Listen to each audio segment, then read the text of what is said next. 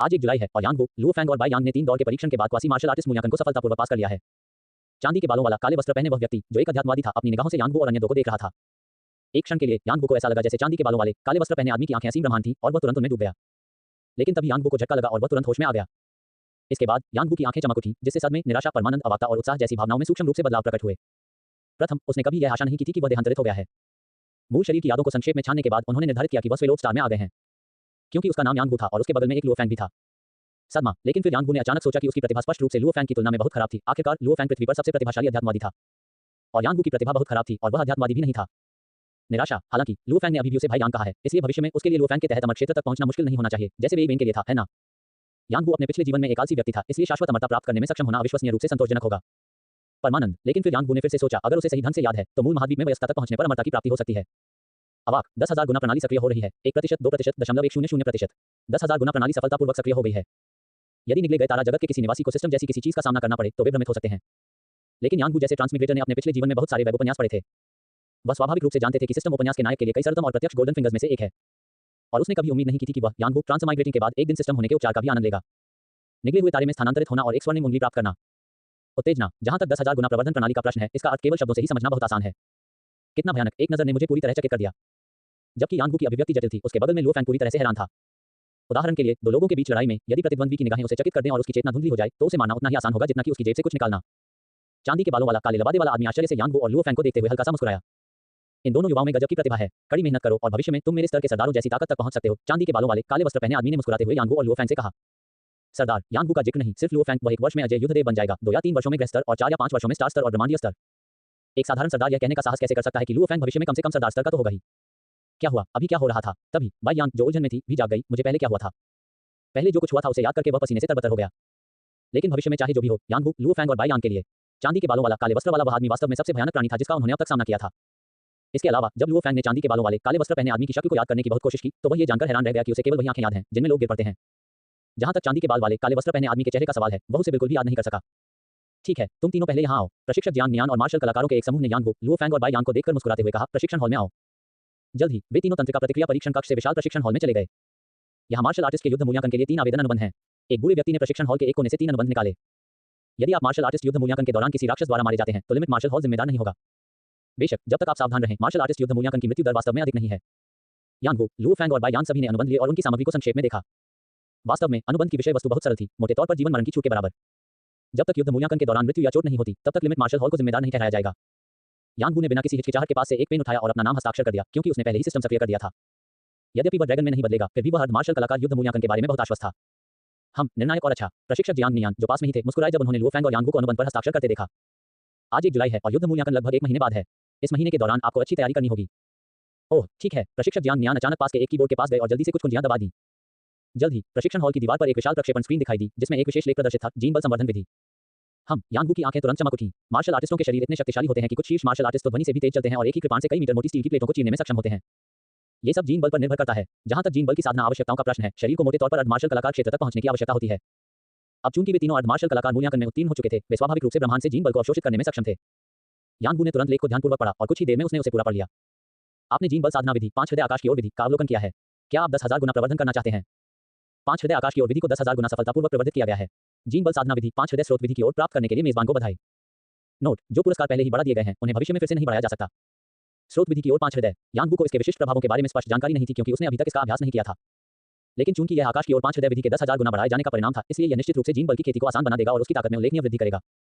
Luo Fang जैसे प्राणियों को छोड़कर जो एक ही दिन में 5 हार्ट्स टूवर्ड्स द स्काई विधि में महारत हासिल कर सकते थे, साधारण अर्धमार्शल कलाकारों को जीन फोर्स को समझने में 1 या 2 साल लग सकते हैं। यांग वू जैसे लोग संभवतः साधारण अर्धमार्शल कलाकार हैं। बिना कुछ शॉर्टकट अपनाए वह शीघ्रता से जीन बल का संवर्धन कैसे कर सकता था? भविष्य में आपके अधिक शक्तिशाली बनने की क्षमता संभवतः जीन बल साधना विधि आकाश की ओर 5 हृदय साधना विधि पर निर्भर करेगी, जियांग नियान ने मुस्कुराते हुए कहा। और आकाश की ओर 5 हृदय विधि वर्तमान में संपूर्ण पृथ्वी पर जीन बल विकसित करने की एकमात्र विधि है। हालांकि जियांग नियान इस बात से अनजान था कि यांग वू ने पहले ही एक नई जीन बल साधना पद्धति प्राप्त कर ली थी और इसका प्रभाव और भी अधिक मजबूत था। बेशक यांग वू का इसे सार्वजनिक करने का कोई इरादा नहीं था, क्योंकि वह मानव स्वभाव का परीक्षण नहीं करना चाहता था। पूर्ण शक्ति प्राप्त करने से पहले स्वर्णिम उंगली को कभी उजागर नहीं किया जाना चाहिए। प्रशिक्षक जियांग नियान ने आगे कहा, इस महीने के दौरान आप जीन बल विकसित करने का प्रयास शुरू कर सकते हैं। जहां तक अधिक मूल्यवान मार्गदर्शन तकनीक का प्रश्न है, उसे एक निश्चित लागत पर प्राप्त करने से पहले आपको एक सच्चा मार्शल आर्टिस्ट बनना होगा। हालांकि जब बात मार्गदर्शन तकनीकों की आई तो दुनिया भर में इनके हजारों प्रकार मौजूद थे।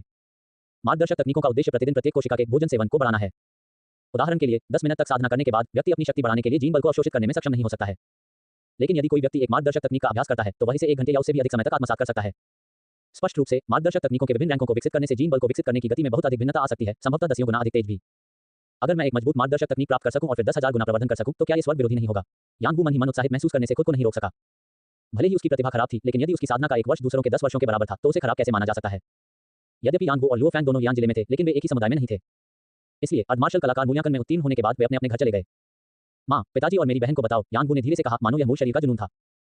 एक अर्धमार्शल कलाकार। यांग वू की पारिवारिक स्थिति वास्तव में लुओ फैंग से भी बदतर थी। वे इतने वर्षों तक कठिनाई में रहे थे और अब मूल निकाय ने इन सभी वर्षों में कड़ी मेहनत की थी और अंततः कुछ हासिल किया था, लेकिन यांग वू ने सीधे तौर पर उसका स्थान हड़प लिया था। यद्यपि मूल शरीर की आत्मा शीत हो गई थी, फिर भी उसके कुछ जुनून अभी भी उसे प्रभावित कर सकते थे। मुझे मूल्यांकन में उत्तीर्ण होना होगा ताकि माँ और मेरी छोटी बहन एक बड़े घर, एक विला में रह सकें। विला का मुख सूर्य की ओर होना चाहिए ताकि सूर्य का प्रकाश पूरी तरह से अंदर आ सके। माँ को अब घर के कामों में इतनी मेहनत न करनी पड़े, उन्हें घर पर शांतिपूर्ण जीवन जीने दो। पिताजी को पेशेवर नर्सिंग देखभाल मिले और वे पूरी तरह से स्वस्थ हो जाएं। मेरी बहन पर कोई बोझ न रहे और वह पढ़ाई के बाद खुशी-खुशी बाहर जाकर खेल सके। टोंगन रोड स्टेशन पर सड़क के किनारे खड़े होकर यांग वू ने इन बातों के बारे में सोचा। शायद इन जुनूनों को पूरा करने से ही मूल शरीर के जुनून उसे प्रभावित करना बंद कर देंगे। नमस्ते नमस्ते। यांग वू ने अपनी जेब से फोन निकाला, नंबर डायल किया और फिर इंतजार करने लगा।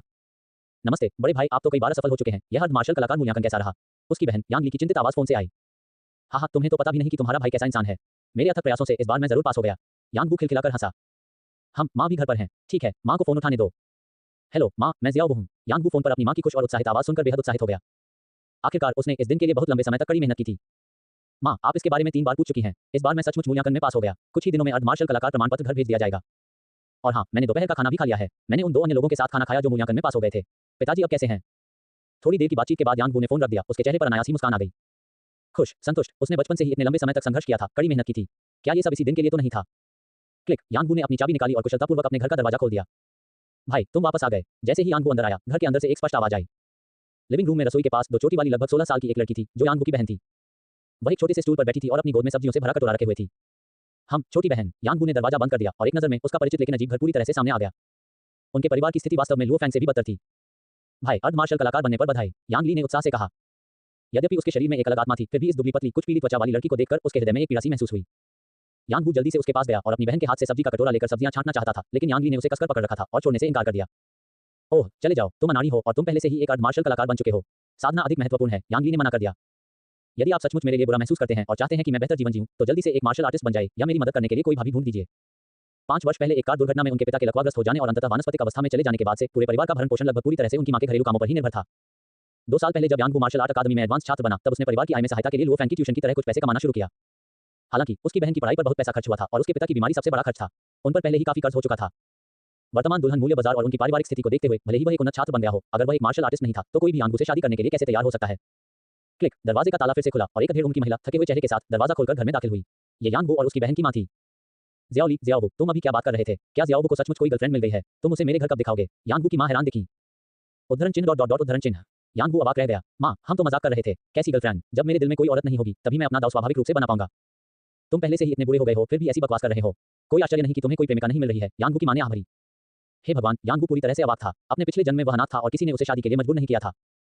उन्होंने यह उम्मीद नहीं की थी कि निकले हुए सितारों की दुनिया में पहुंचते ही उन्हें शादी के लिए मजबूर किया जाएगा। हालांकि महान निर्माण के बाद के युग में जहां 18 वर्ष की आयु में विवाह के लिए पंजीकरण कराया जा सकता था, उसकी मां यांग वू के बारे में चिंतित क्यों नहीं हो सकती थी, जो लगभग 30 वर्ष का था और अभी भी अविवाहित था। रात पूरी तरह से खामोश, यांग वू की सांसें लगभग अगोचर थीं। 1 मिनट, 2 मिनट, 10 मिनट, 20 मिनट, 1 घंटा। अनजाने में यांग वू ने 5 हृदयों की स्रोत विधि के माध्यम से 1 घंटे के लिए जीन बल को महसूस किया था। दुर्भाग्यवश यद्यपि 5 हृदय स्रोत की ओर विधि अधिक गहन थी तथा इसे आकाश की ओर 5 हृदय विधि की तुलना में ब्रह्मांडीय ऊर्जा को समझना आसान हो गया था, फिर भी वह सफल नहीं हुआ। हालांकि धीरे-धीरे यांग वू समय के बारे में भूल गया, ब्रह्मांडीय ऊर्जा को महसूस करना भूल गया और खुद के बारे में भी भूल गया। इस अवस्था में यांग वू को ऐसा लग रहा था कि सब कुछ अलग है। बहुत आरामदायक। यांग वू ने अपने पैरों के तलवों, हाथों की हथेलियों और सिर से होते हुए अपने शरीर में गर्माहट महसूस की। जीन बल नहीं, ये सही नहीं है। ऐसा लगता है कि आध्यात्मिक शक्ति भी है। थोड़ा सा एहसास होने पर यांग वू ने धीरे से अपनी आंखें खोली, लेकिन अचानक उसने अपने शरीर के चारों ओर विचित्र दृश्य देखा और तुरंत चौंक गया। स्रोत की ओर 5 हृदय विधि वास्तव में चमत्कारी थी। इससे न केवल उन्हें जीन बल का एहसास हुआ, बल्कि इससे उन्हें आध्यात्मिक शक्ति का भी एहसास हुआ। तार्किक रूप से कहें तो पृथ्वी पर आम लोगों के लिए अध्यात्मवादी बनना लगभग असंभव होगा यदि उनके पास अध्यात्मवादी की प्रतिभा नहीं है, जैसे कि लुओ फैंग का गहरा सुनहरा गोला या ऐसा ही कुछ।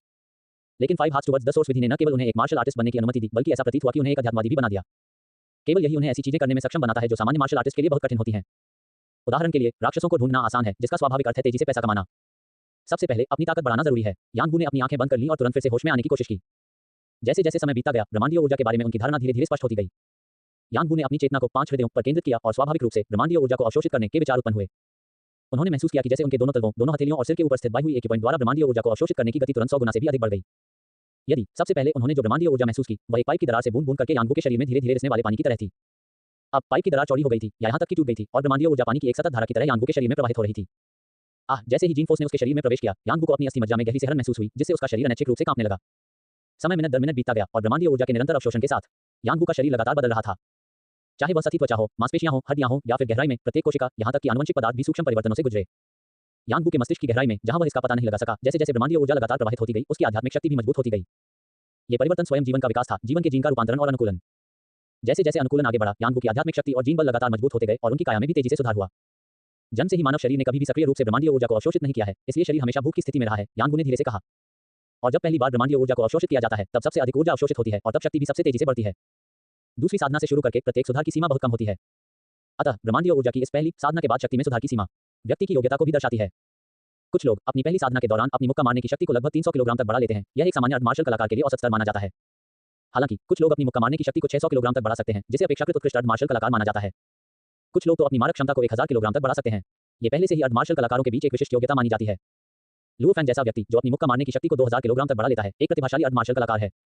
कितनी शक्तिशाली शक्ति! यांगबू ने अपनी मुट्ठी भींच ली, उसके चेहरे पर एक मुस्कान उभर आई, जैसा कि स्रोत विधि की ओर 5 हृदयों से अपेक्षित था, आकाश विधि की ओर 5 हृदयों द्वारा 10,000 गुना बढ़ाए जाने के बाद। यांगबू को पूरी तरह से यकीन नहीं था कि इस बार जीन फोर्स को सफलतापूर्वक विकसित करने के बाद उसकी पंचिंग शक्ति में कितनी वृद्धि हुई थी। लेकिन वह मोटे तौर पर अनुमान लगा सकता था कि अब उसमें कितनी ताकत है। भले ही उसकी योग्यता लुओ फैंग जितनी अच्छी नहीं थी, लेकिन उसने जो ताकत हासिल की वह निश्चित रूप से लुओ फैंग से बेहतर थी। उसी समय यांगबू के एक विचार से उसके उतारे हुए कपड़े और यहाँ तक कि स्वयं यांगबू भी हवा में व्यवस्थित रूप से तैरने लगे। यांगबू ने मुस्कुराते हुए कहा, मेरे पास लुओ फैंग का ठोस गहरे सुनहरे रंग का गोला नहीं है, लेकिन मेरी अध्यात्मवादी शक्ति में भी काफी सुधार हुआ है। बेशक, क्योंकि उसके मन में आध्यात्मिक शक्ति छिपी नहीं थी, वह लुओ फैंग जैसे उचित अध्यात्मवादी नहीं हो सकता था, जिसकी ताकत एक मार्शल कलाकार की तुलना में 2 मामूली रैंक अधिक थी। अर्धमार्शल कलाकार मूल्यांकन के 3 दिन बाद भी यांगबू अदृश्य बने रहे। वास्तव में उनकी पिछली प्रतिभा बहुत साधारण थी और यांगबू ने अभी तक यह मन नहीं बनाया था कि अपनी असाधारण प्रतिभा को जल्दबाजी में प्रदर्शित किया जाए या नहीं। प्रतिभा का प्रदर्शन करते हुए शायद हॉन्ग और थंडर गॉड का हृदय स्वभाव उससे परेशान नहीं होगा, लेकिन ये तुच्छ लोगों को नहीं रोकेगा। क्योंकि जब तक लाभ पर्याप्त थे, उदाहरण के लिए लकड़ी के दांत क्रिस्टल के संघर्ष के दौरान, यहाँ तक कि ग्रह स्तर के विशेषज्ञों को भी मारा जा सकता था, वह एक प्रशिक्षु क्या लायक था। दूसरी ओर लुओ फैंग पुलिस स्टेशन से सुरक्षित लौट आया, जैसा उसने सोचा था। यद्यपि लुओ फैंग ने अपनी ताकत का प्रदर्शन नहीं किया, यांगबू ने लुओ फैंग के ऊर्जावान रूप को देखा और जान गया कि लुओ फैंग की आध्यात्मिक प्रतिभा जागृत हो गई थी। लुओ फैंग की वापसी के दूसरे दिन भोर से पहले लुओ फैंग ने यांगबू के दरवाजे पर दस्तक दी। उन्होंने सीधे यांगबू को, जिसने पूरी रात जीन बल और आध्यात्मिक शक्ति की साधना की थी, बिस्तर से बाहर खींच लिया और उसे लिमिट मार्शल हॉल में ले गए। लुओ फैंग भी अपनी वर्तमान ताकत के बारे में बहुत उत्सुक लग रहे थे। हालांकि यांगबू ने उसे उजागर नहीं किया, वह धीरे से बड़बड़ा रहा था, जम्हाई ले रहा था और लुओ फैंग द्वारा उसे लिमिट मार्शल हॉल में घसीटा जा रहा था। तभी रास्ते में यांगबू के साथ कुछ अप्रत्याशित घटित हुआ। मुझे 10 उबले हुए बंस दो। यांगबू वास्तव में पूरी रात साधना करने के बाद थोड़ा भूखा था और उसने पहले अपना पेट भरने का फैसला किया। यदि वह घर पर होता और उसकी मां भी वहां होती तो उसे भोजन और कपड़ों की कोई चिंता नहीं होती, इसलिए उसने कभी स्टीम बन नहीं खरीदे। ये रहे आपके 10 स्टीम बन। यांगबू ने एक हाथ से पैसे दिए और बॉस ने दूसरे हाथ से सामान। बधाई हो मेजबान, एक वैध लेनदेन के माध्यम से 10 स्टीम बंस प्राप्त करने के लिए। क्या आप 10,000 गुना प्रवर्धन करना चाहेंगे? यांगबू का हाथ जो उबले हुए बंस ले रहा था अचानक रुक गया। यांगबू थोड़ा उलझन में था कि क्या ये 100,000 स्टीम बंस में विस्तारित होगा या 10 और उन्नत स्टीम बंस में। उबले हुए बंस बहुत साधारण थे, इसलिए यह बहुत संभावना थी कि 100,000 उबले हुए बंस को बढ़ाया जाएगा, जो संभवतः यांगबू को मौके पर ही अचंभित कर देगा। लेकिन यदि इसे 10,000 गुना बढ़ाकर 10 एडवांस स्टीम बंस बना दिया जाए तो यह एक अच्छा प्रवर्धन होगा। डिंग, 10,000 गुना प्रवर्धन उबले हुए बंस की गुणवत्ता पर आधारित है, मात्रा पर नहीं। यांगबू तुरंत दंग रह गया। इस 10,000 गुना प्रवर्धन प्रणाली ने अपनी प्रारंभिक सक्रियता के अलावा कभी भी कोई चेतना नहीं दिखाई थी। अब अचानक ऐसा प्रतीत हुआ कि उसका भ्रम दूर हो गया, जिससे यांगबू को बहुत आश्चर्य हुआ।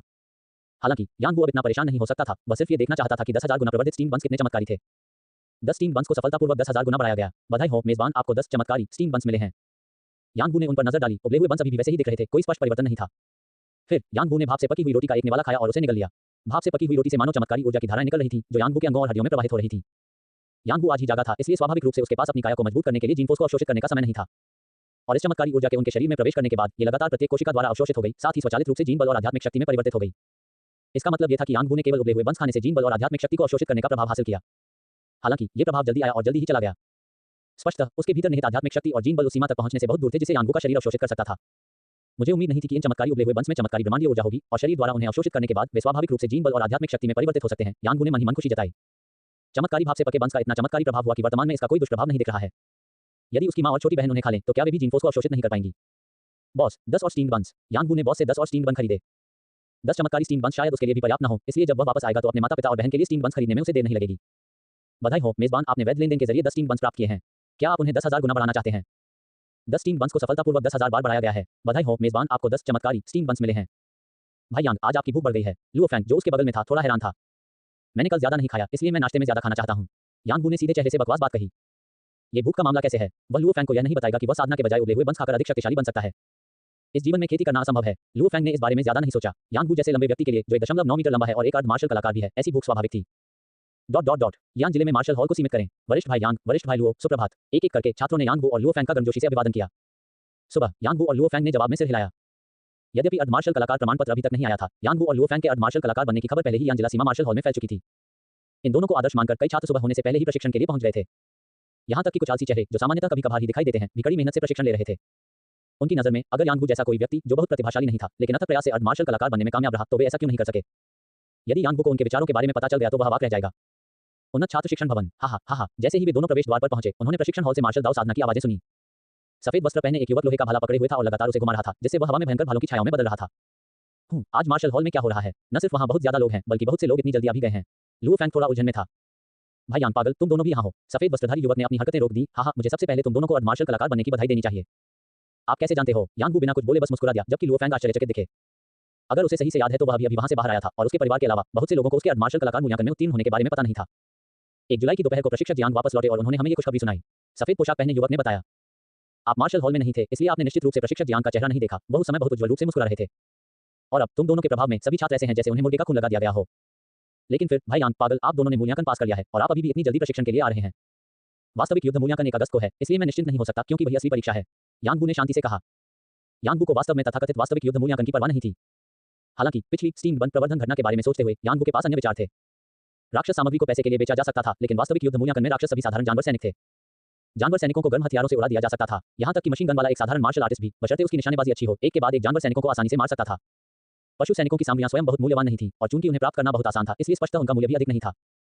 लेकिन उसके पास 10,000 गुना प्रवर्धन प्रणाली थी। जानवर सैनिक सामग्री को 10,000 गुना बढ़ाए जाने के बाद उनका मूल्य 10,000 गुना बढ़ सकता है। यदि प्राथमिक पशु सैनिक सामग्री केवल कुछ 100 युआन में ही बिक सकती है, तो उन्हें 10,000 गुना बढ़ाने का मतलब होगा कई मिलियन। आमतौर पर केवल प्राथमिक जानवर सामान्य सामग्री का ऐसा मूल्य था। यदि इसे सही ढंग से संचालित किया जाए तो केवल इस अर्धमार्शल कलाकार के वास्तविक युद्ध मूल्यांकन से ही उसे कई मिलियन या उससे भी अधिक की कमाई हो सकती है। चुपचाप भाग्य बनाना, ये सचमुच अद्भुत था, और ये केवल जानवर सैनिक सामग्री थी। ... जब यांग वू विचार कर रहा था तब वह और लुओ फैंग पहले ही हथियार कक्ष में पहुंच चुके थे। अंदर प्रवेश करते ही यांग वू ने लापरवाही से एक रक्षा या युद्ध ब्लेड उठा लिया जो कुछ हद तक उपयोगी लगा। बहुत हल्का। यांग वू ने अभी रक्षा या युद्ध ब्लेड उठाया और महसूस किया कि यह ब्लेड बिल्कुल भी उपयोगी नहीं था। न केवल यांग वू बल्कि लुओ फैंग को भी यही महसूस हुआ। हाँ, लगता है हमारी ताकत काफी बढ़ गई है। एडवांस छात्रों के लिए उपयुक्त हथियार बिल्कुल भी काम के नहीं है। यांग वू हंसा। चलो चौथी मंजिल पर चलते हैं। भाई यांग, चौथी मंजिल एक ऐसी जगह है जहां केवल प्रशिक्षक और कोच ही जा सकते हैं। लुओ फैंग हैरान दिखे।